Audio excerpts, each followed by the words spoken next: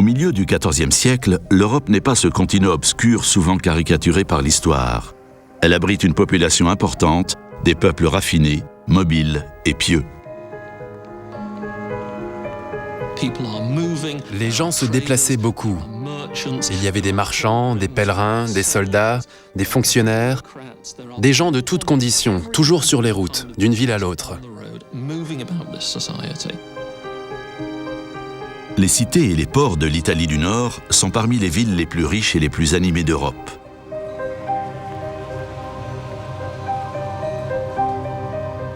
Florence, qui compte plus de 100 000 habitants, est comparée à une grenade mûre, une fourmilière dense qui favorise les contacts humains entre les marchands et les paysans, les riches et les pauvres, pour les affaires ou pour le plaisir. La population était considérable et les villes étaient vastes et surpeuplées. Mais elles concentraient les richesses et attiraient une foule de gens. C'était le genre d'endroit rêvé pour une épidémie.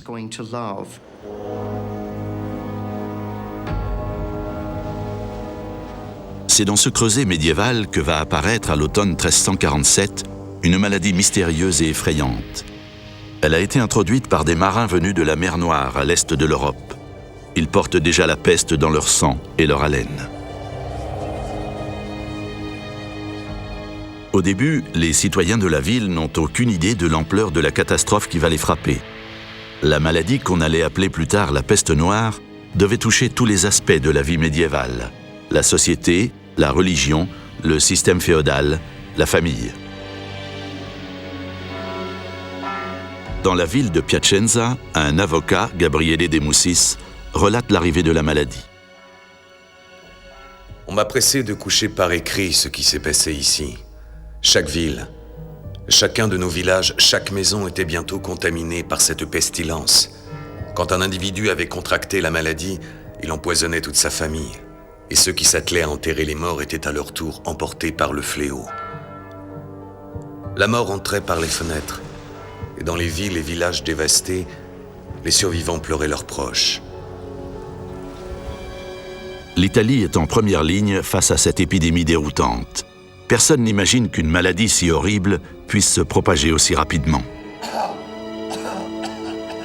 Les gens sont pris d'une fièvre comparable à la grippe et se mettent à vomir. Sur leurs cous, leurs aisselles et leurs aines apparaissent des vésicules pleines de pus ou des bubons.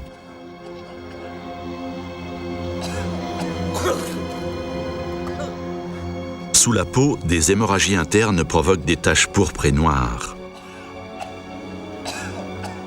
La mort intervient au bout d'une semaine à la suite d'un engorgement des poumons comparable à une pneumonie.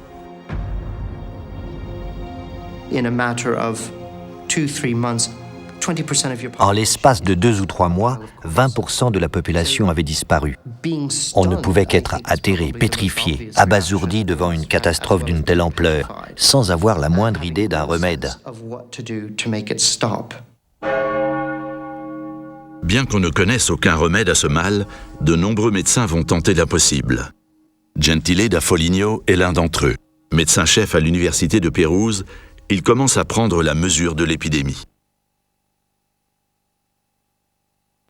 Cette pestilence, ainsi nommée à Pise, ou cette épidémie, ou quel que soit le nom que vous lui donniez, est la plus terrible que l'on ait jamais vue.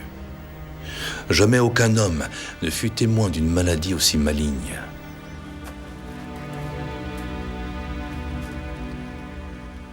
En dépit de cela, les gens fortunés, frappés de terreur, se raccrochent au moindre espoir, prêts à payer au prix fort les secours de la médecine. La cause directe de cette maladie est une substance empoisonnée qui provient du cœur et des poumons. Le médecin que je suis ne se préoccupe pas de l'au-delà, mais il doit examiner les symptômes de la maladie et tenter de lui porter remède. Gentile recommande de manger de la laitue et de dormir alternativement sur le côté gauche et droit pour conserver la chaleur du foie. Rester allongé sur le dos peut s'avérer désastreux. Curieusement, pour ceux qui manifestent des symptômes avancés de la maladie, il a recours à une pâte faite de résine, de racines de lys blanc et de poudre d'excréments humains. C'était une manière d'utiliser le corps humain pour qu'il se guérisse lui-même. On pensait que le sang, les matières fécales et d'autres excréments, après avoir été distillés ou traités, fournissaient une espèce de remède magique.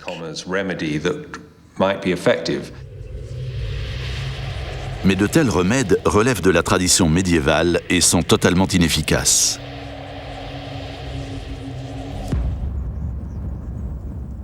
Gentile da Foligno échoue également devant la maladie. Le 18 juin de l'an 1348, la peste ajoute son nom à la liste des victimes.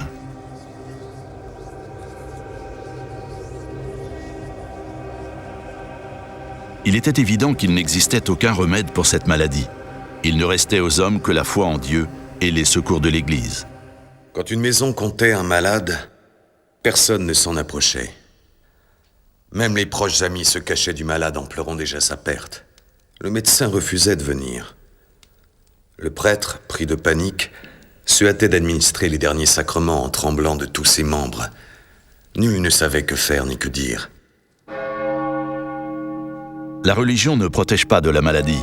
Les prêtres qui ont bravé la mort pour administrer les derniers sacrements succombent souvent à la peste.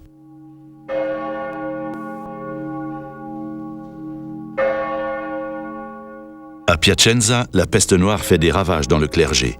Plus de 60 prêtres décèdent. À la peur s'ajoute l'ignorance.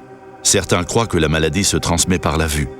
D'autres sont convaincus que le seul fait de penser à la maladie provoque la mort. La société italienne est au bord du chaos. Cette crise a trouvé son chroniqueur, Boccace. L'écrivain florentin va s'affirmer comme le témoin le plus lucide et le plus fidèle de la peste noire.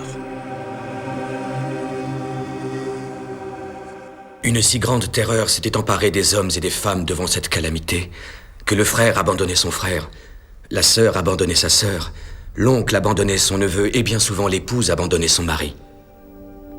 Pire encore, et tout à fait incroyable, des pères et des mères refusaient de voir et de soigner leurs propres enfants et les traitaient comme des étrangers. Affolés et terrifiés, vulnérables et ignorants, les familles et les amis se fuient. Presque tous adoptaient cette cruelle attitude qui était d'éviter tout contact avec les malades et avec tout objet leur appartenant. En faisant ainsi, les gens pensaient pouvoir échapper à la maladie.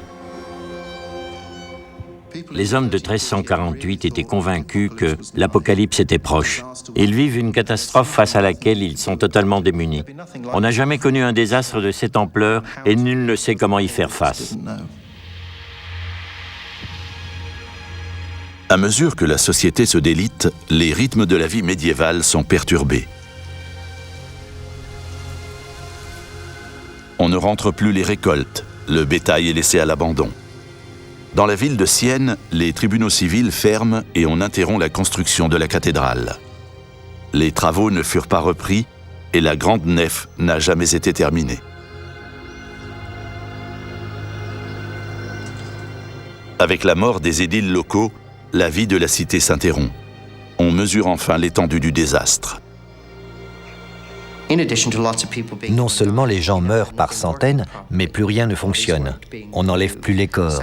L'hygiène publique, quand bien même rudimentaire, a complètement disparu.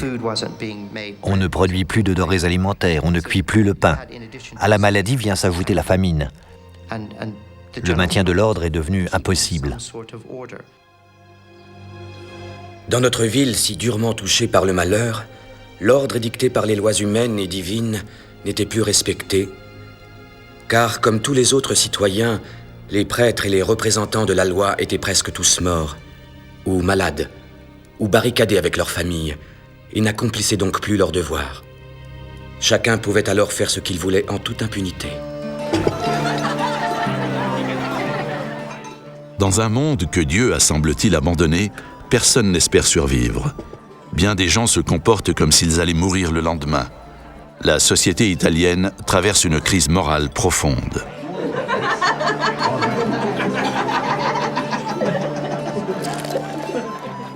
Certains pensaient que le meilleur remède contre la pestilence était de prendre le plus de plaisir possible, de satisfaire leurs appétits les plus bas sans aucune retenue. Ceux-là passaient leurs jours et leurs nuits à écumer les tavernes de la ville, à boire plus que de raison. Ils s'introduisaient dans les maisons qui leur plaisaient et s'y installaient comme chez eux. Beaucoup d'habitants avaient abandonné leur demeure. Elle devenait propriété commune et n'importe quel étranger pouvait s'y installer pour y vivre comme s'il était sienne. Printemps, été 1348. Les saisons se suivent et les victimes sont toujours plus nombreuses. À Venise, on dénombre 90 000 morts. À Florence, la moitié de la population disparaît. Il était amené tant de cadavres dans les églises chaque jour et chaque heure qu'il n'y avait plus de place dans les cimetières pour leur donner sépulture. On fut alors contraint de creuser d'immenses fosses communes où l'on enterrait les cadavres par milliers.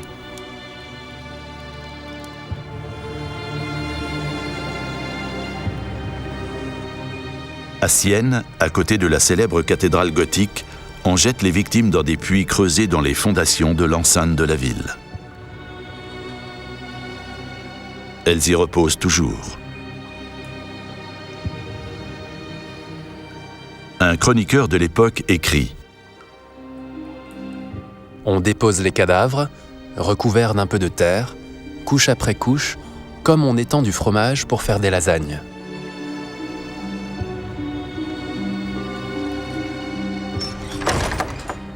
À Milan, la peur de la contagion déclenche une réaction brutale.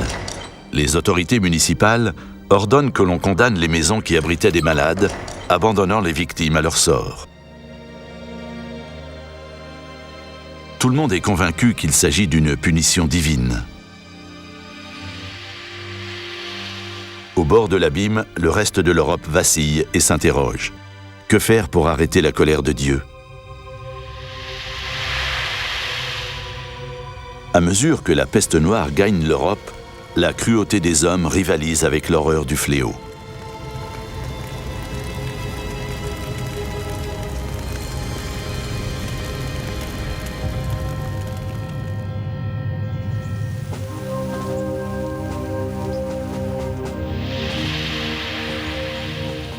En l'espace de 6 mois, la peste noire a emporté des millions de vies et dévasté l'Italie.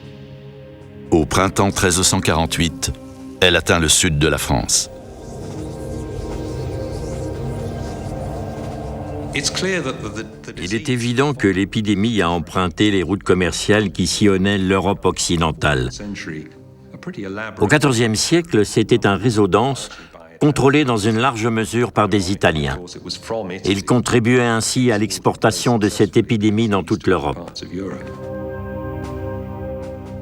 Dans les mois qui suivent, la peur de la peste noire frappe le cœur de l'Église, donnant naissance à de curieux rituels de pénitence. Pire encore, elle suscite un déchaînement de haine et d'antisémitisme.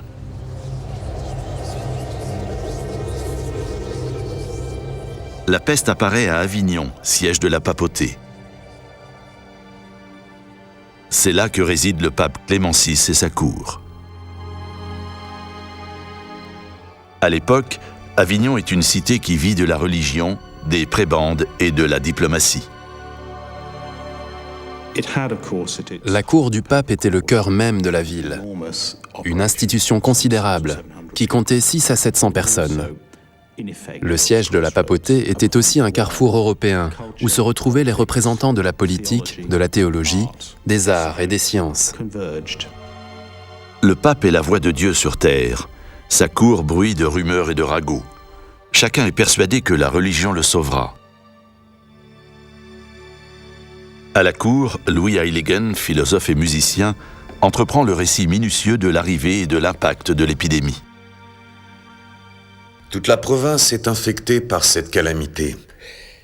Aujourd'hui, on ne mange plus les poissons de mer. Tout le monde pense qu'ils ont été empoisonnés par l'air infecté.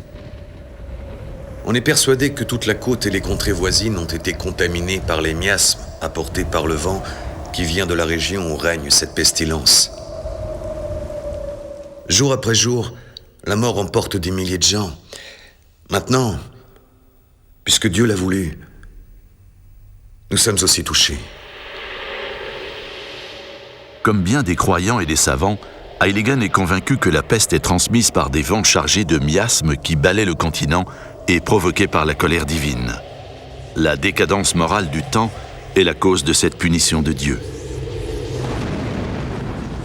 Les grands fléaux sont l'œuvre de Dieu, pensait-on. C'est lui qui punit les Égyptiens et le peuple d'Israël en provoquant des catastrophes. Il s'agissait donc d'identifier la pollution à l'origine de ce fléau, mais qui ne pouvait être qu'une pollution morale, engendrée par le péché et par le mal. Plus que jamais, on s'en remet à sa foi. Le pape déclare que la prière, la piété et les processions ouvrent la voie du salut et de la survie. Ce n'est, hélas, pas le cas. Les victimes sont si nombreuses que le pape ordonne que l'on consacre de nouveaux cimetières pour enterrer les cadavres qui s'accumulent. Il consacre même le Rhône pour que l'on puisse jeter les corps dans le fleuve. En Avignon, on a enterré 11 000 personnes en 6 semaines. La ville a perdu un tiers de ses cardinaux et la moitié de sa population. Avignon, centre de la chrétienté, n'a pas été épargné pour autant. L'Église a-t-elle abandonné ses fidèles ? Certains le pensent. On voit naître un extraordinaire mouvement d'extrémistes laïcs. On les appelle les flagellants. Et ils contestent l'autorité de l'Église.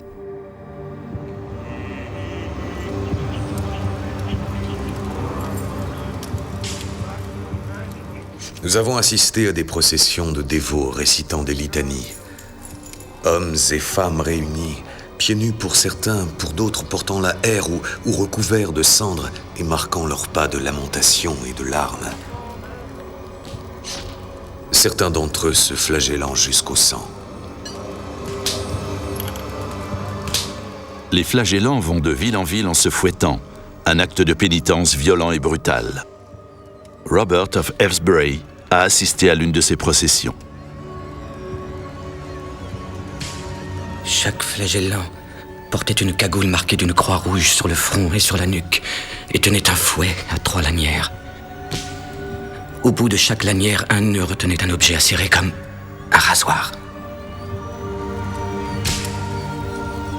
Dans leur marche, ils récitaient ou chantaient des litanies.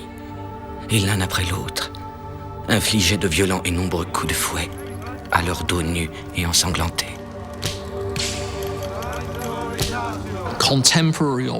Selon les récits de l'époque, les flagellants se fouettaient au point de faire gicler leur sang sur les murs des maisons. Aux yeux des hommes du Moyen-Âge, ce spectacle évoquait spontanément la passion de Jésus qui souffre et saigne pour leurs péchés. C'était le geste le plus radical que l'on puisse faire pour éloigner la menace de ce terrible fléau.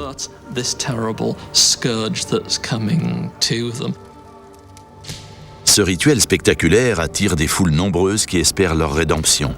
Ce mouvement ébranle l'Église tout entière. L'Église a condamné ce phénomène parce qu'il était animé par des laïcs. C'était un catholicisme sans clergé, contraire au dogme. En pleine épidémie, l'Église ne tenait pas à voir se développer un mouvement d'illuminés défilant dans les villes. Le clergé les taxait de folie. La religion était l'affaire de l'Église et du clergé, seule habilité à conférer les sacrements. Les flagellants étaient donc très dangereux. Mais le mouvement des flagellants est aussi vain que mortel. Ces illuminés qui vont d'une ville à l'autre n'ont sans doute fait qu'accélérer la propagation de l'épidémie.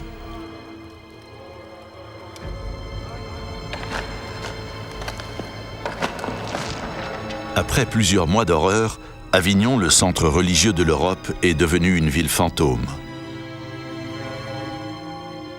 Pour être bref, près de la moitié des habitants d'Avignon sont morts. On compte aujourd'hui dans cette ville plus de 7000 maisons totalement inhabitées, car tous ceux qui les occupaient ont trépassé. Et dans les faubourgs, tout laisse à penser que l'on ne trouve plus âme qui vive. Pour tenter d'échapper à la mort, le pape s'en remet à un jeune médecin de talent, Guy de Chauliac, qui devient le médecin attitré de sa sainteté à Avignon. La peste était très humiliante pour les médecins d'alors. Ils n'apportaient pas le moindre secours, surtout quand, par crainte d'être contaminés, ils se refusaient à voir les malades. Même ceux qui tentaient de les soigner n'arrivaient à rien, et ils ne percevaient pas d'honoraires, puisqu'aucun de leurs malades ne résistait, à l'exception de quelques-uns. Pour certaines épidémies, la science avait une somme de remèdes efficaces. Mais pour celle-ci, rien. Chauliac est un personnage extraordinaire. Il est contaminé en aidant des malades et pendant 6 semaines, il se soigne tout seul, incisant ses bubons.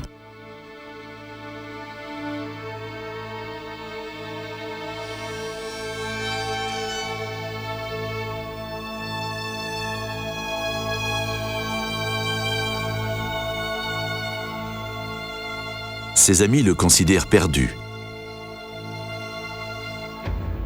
Contre toute attente, il est l'un des rares survivants.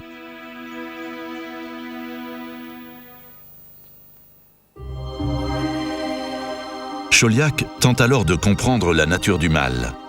En pratiquant des autopsies, il observe l'infection qui envahit les poumons. Il y voit la preuve de la pollution par les miasmes envoyés par Dieu.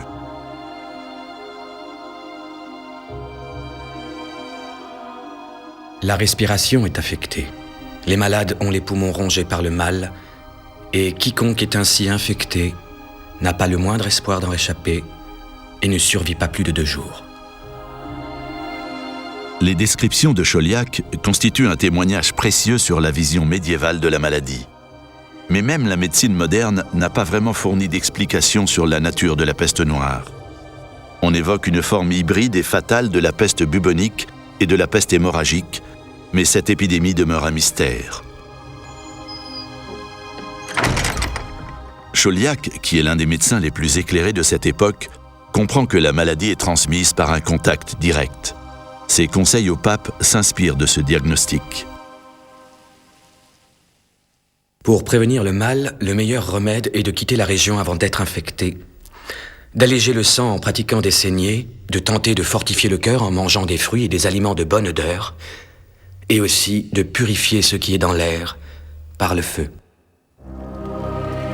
Le pape suit ses conseils et s'enferme dans ses appartements, isolé de la cour et de ses serviteurs, vivant entre 2 grands brasiers.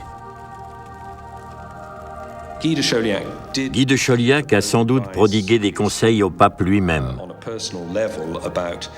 Il lui a recommandé de ne pas approcher ceux qui avaient été au contact des malades. Et la chance a voulu qu'aucun de ses patients à la cour n'ait été contaminé. Chauliac a gagné. Le pape survit à la peste noire. Tous n'ont pas cette chance.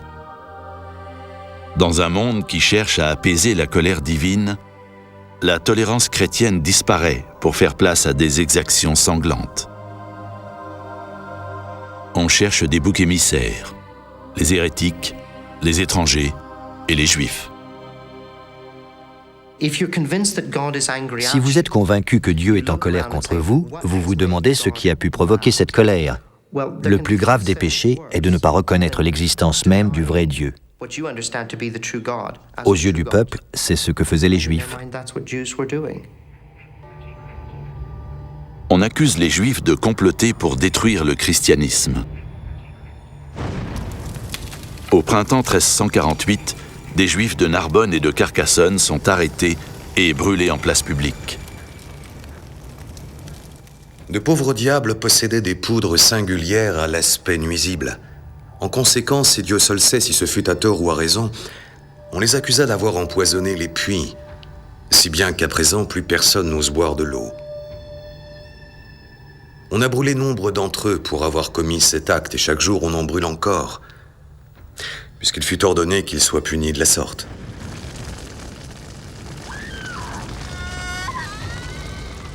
Ces exactions brutales ont été consignées par les huissiers. Voici les aveux de l'un de ces Juifs, des aveux recueillis le 13 octobre 1348 au château de Chillon. Bellietta, l'épouse du Juif Achétus, fut soumise à la question et finit par avouer qu'au milieu de l'été passé, Le juif provençal lui avait remis du poison et lui avait ordonné de le verser dans les puits afin d'empoisonner les buveurs de cette eau. Elle emmena le poison et fit ce qu'il lui avait dit. Des milliers de Juifs sont contraints à de faux aveux sous la torture. Ils sont condamnés et brûlés. Même si elle était une calamité, un désastre pour la grande majorité, la peste était aussi l'occasion pour des individus sans scrupules de réaliser leurs ambitions, de tirer parti des circonstances pour mener à bien leurs projets. Quelques prévôts ont été spécialement désignés par la cour afin de faire appliquer légalement la justice. Sachez qu'au jour d'aujourd'hui, tous les Juifs de Villeneuve ont péri sur le bûcher.